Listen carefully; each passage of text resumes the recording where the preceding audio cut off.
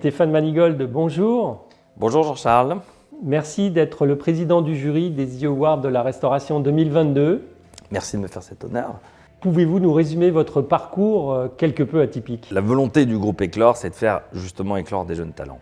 Et l'histoire de mon groupe, c'est avant tout une histoire de femmes et d'hommes, d'artistes qui se mettent ensemble pour se faire plaisir à nos clients et raconter une aventure humaine qui est au fond basée sur un lieu, un chef, une histoire. Alors, 6 belles histoires qui se sont montées très rapidement. Pouvez-vous nous les rappeler? Alors le premier à être lancé, c'est Mathias Marc. Dans le 16e, c'est Substance. C'est le début de l'histoire du groupe. Mais Substance, c'est aussi un champagne. C'est mon histoire. Je suis tombé amoureux de ce champagne, du domaine Jacques Sellos, amoureux du vigneron Anselme Sellos et de tout l'environnement, de toute l'énergie qu'il a mis pour faire en sorte qu'aujourd'hui, on puisse boire du bon champagne. Donc c'est avant tout une construction qui est longue, on dirait pas comme ça, mais c'est un long chemin. Et on a démarré donc avec Substance. Ensuite, on a ouvert Contraste. C'est aussi deux chefs, deux amis, Kevin et Erwan, dans un lieu qu'il fallait contraster, parce que c'était l'ancien bureau du bien-aimé. Donc il fallait moderniser ce lieu, il fallait le contraster, le percuter, pour que ce soit un lieu agréable. Et donc on a réussi, donc d'où le nom Contraste. Ensuite, on voulait s'inscrire durablement dans une gastronomie d'excellence, donc on a racheté le Bistrot Flaubert et la Maison Rostand, qui est aujourd'hui 2 étoiles Michelin. Et ensuite, on est parti, puisque les talents arrivant, on a ouvert Liquide avec Jarvis Scott et Mathias Marc. Et ensuite, Tom Meyer avec Granit, qui est le dernier du groupe, qui lui aussi vient de prendre une étoile. Il y a beaucoup de talents et beaucoup d'entreprises, d'entrepreneuriat. Alors, quelle est aujourd'hui votre conception de l'entrepreneuriat en restauration? Pour moi, c'est un lieu, un chef, une histoire. Donc c'est un artiste. On le laisse se concentrer sur son art.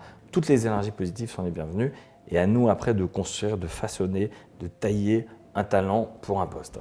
Alors vous êtes aujourd'hui un patron comblé, à la tête d'un groupe qui se développe. Quelle est votre vision de la restauration pour les années à venir? Je pense que la vision, on l'a montré à la cérémonie à Cognac. Ce sont mes chefs qui sont allés chercher les étoiles. Et moi, j'étais comme un môme à crier, à les applaudir et à les encourager avec l'ensemble de l'équipe. Donc ça, pour moi, c'est leur travail. C'est eux qui sont allés chercher ces étoiles, c'est eux qui la méritent. Quant à la présidence de l'UMI, c'est la continuité de ce combat pour la défense de la profession et de notre écosystème. C'est de pouvoir communiquer plus et espérer souder un peu plus la profession, la rendre un petit peu moins individualiste, moins non-poiniste, plus soudé. C'est vraiment être dans la philosophie de seul on va plus vite, à plusieurs on va plus loin.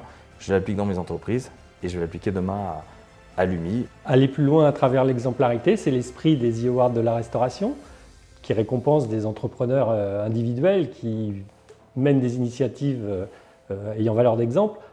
Qu'est-ce que vous attendez de cette 4e édition des E-Awards? Au fond, quand on veut entreprendre, il faut essayer d'aller là où les gens ne nous attendent pas. Ce serait formidable qu'on puisse avoir des lauréats là où on ne les attendait pas.